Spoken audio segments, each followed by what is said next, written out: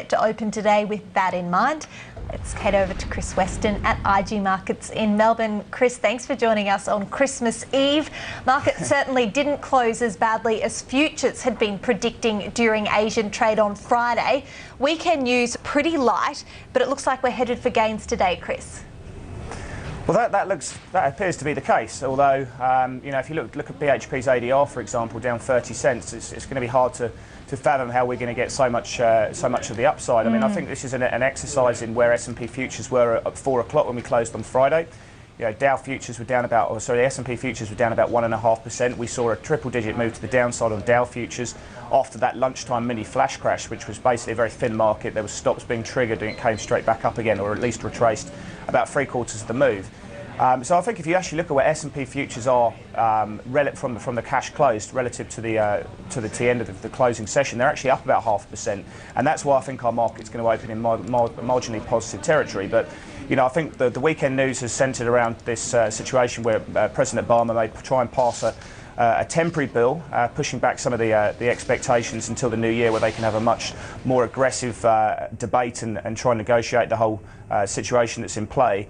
But I think most of the news has been relatively light. We've seen a bit of weakness in euro dollar this morning, a little bit of weakness in Aussie dollar, but it's come straight back up to the flat line, and we've seen some good gains coming through in dollar yen. I think most of the news flow has centred around Mario Monti, his decision to not stand for a second term, although he has come out and thrown his name out there if there's a party that's aligned with his reform processes. So he still is there if markets need him. And if you look at markets and the way they've acted under his leadership, they've done very well. If you think back to June or July, we had a over 500 basis points spread in Italian 10 years relative to the German bunds, and that's come right back to about 300 basis points. So clearly they've been improving. They're at 52-week lows at the moment. So I think most of the news flow has been around there. It's been around about the Bank of Japan and how Mr. Abe has come out over the weekend in a TV interview suggesting that the bank really do need to come out with this 2% inflation forecast, or he potentially is going to rewrite Bank of Japan law, hence why we're seeing those gains in dollar yen this morning. But I think if you look at the flows in euro dollar, the fact they're down a touch suggests our opening call up 19 points is, could see some modest downside pressure. But as things are, our US futures up quite nicely from where we went home. So I think the market should open in positive territory. OK, we have to talk fiscal cliff, of course, Chris, in a little more detail. We know that Obama's headed over to Hawaii. Boehner's headed down to Ohio. We're not going to get a deal before Christmas, we know that now, but Obama says that after some eggnog and some cookies, perhaps people will come back refreshed and revitalised and ready to make a deal. What do you think? Well, it looks like we're going to get a half-baked deal where we're going to sort of agree on different measures and try and push them out till into the early parts of 2013, where they're obviously going to look to fully negotiate the potential tax hikes and spending cuts that have been wildly dismissed by different parties. So I think that's going to be probably the situation. We will avoid a fiscal cliff on Jan 1st, and we'll try and push out the negotiations into the new year. That seems to be the measure that Obama seems to be running with at the moment. But of course, they come back on the 27th, and we'll be hearing rhetoric and different sound bites coming through in a market that's going to be very thin, which is pretty worrying in a sense, because that's where we're going to start seeing these big moves, like we saw on Friday lunchtime, when we saw that massive move down in US futures. So I think what's going to happen is going to be very interesting. I think the markets did overreact a little bit to the pulling of Plan B. From a psychological perspective, we already knew that Obama was going to reject that package and veto that in the Senate anyway, and it was never going to pass his desk. But from a psychological perspective, it shows that the Tea Party movement in the US just don't want anything to do with any kind of revenue raising, which includes tax hikes. And that's a bit of a worry that John Boehner potentially hasn't got the whole support of his party to even come up with the most basic negotiation package. We know Obama obviously running with the 250 to even 400,000. That's what he wants to see the threshold at. But if John Boehner doesn't have the votes from the Tea Party, just to even get that simple situation, it shows that they are a broken party in themselves.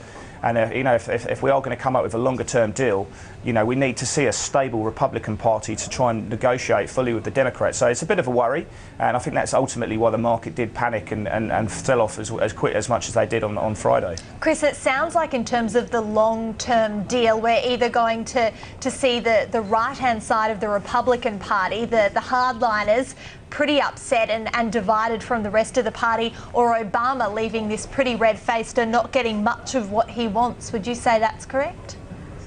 Well, I think there has to be some sort of tax hikes. John Boehner is running with that at the moment, and that's great because there has to be a balanced approach, and there has to be something in it for both parties. And at the very least, the Democrats want to see tax being hiked. And John Boehner coming out and saying that at the very minimum, he's happy to do it on $1 million is a good starting point. But with the Tea Party, the ultra-conservative guys, that's where the worry comes in. There will have to be more from President Obama in terms of spending cuts. He's come out with a 2.4 trillion in total.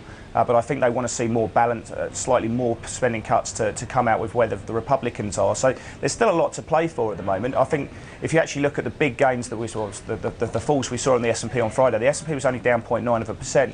So it's still very controlled. You know, if I talk back to the sell-off on Friday, that was really probably a thematic of a very thin market, stops being triggered. So I don't really pay a huge amount of attention to that. I mean, it's obviously quite painful if you are long and you've been stopped out in a very, you know, with slippage in the physical market there. But I think the control that we saw through the US session, again, shows that the markets are looking past this situation, that a deal at some stage will get done, but perhaps not by today, but it will probably get done in January at some stage. So yeah, I think markets are still looking quite controlled. The lack of real buying activity in the VIX is still quite there for everyone to see. So I still think everyone expects something to get done in January, but we do need both parties to come and meet each other halfway, and there has to be tax hikes, and I think Obama will have to come up with more on the spending cut side as well. Interesting one to watch. Chris, your take on where we're likely to open today. SPI futures pointing up about 0.5%. Does this suggest to you that we overestimated the sell down we'd see on Wall Street following the rejection of this Plan B in Washington? Yeah, that's right. And as I say, S&P futures were down 1.5% when we went home. So the fact is that the S&P cash market down 0.9% says that we were expecting a much worse US session. I think if you actually look at where everything is, I mean, people were talking about WTI being down 1.5% or so on the day. WTI from where we actually closed is actually only down 0.6%. So it's not as bad as what people are saying the cash session. If you look at gold's actually up about $16 from where we went home. So again, that should feed into a mildly but positive session on the open. I think BHP's ADR down 30 cents is a bit of a concern. I mean, it's difficult to understand how we can have a market that's going to be up 0.4% when BHP is going to be down 30 cents. But so this is why I think it's going to be quite interesting to see, and risk currencies are generally down a touch on open as well. So I think if you look at the moves in commodities, certainly they're not anywhere as bad as what the actual overall session suggested. So I think, positive day, but again, we've been sitting on our hands today. I mean, the market shuts at 2:10. SPI futures shut at 2:30. And it's really going to be a struggle to find exactly where the big gains are going to be coming from today. Okay, Chris, almost year end now, not quite, but let's talk about 2013, your outlook. But first of all, I guess, what's been your best trade of the year in terms of FX index? Well, I mean, my favourite's been Nokia against the yen. That's done very well this year, up about 18%.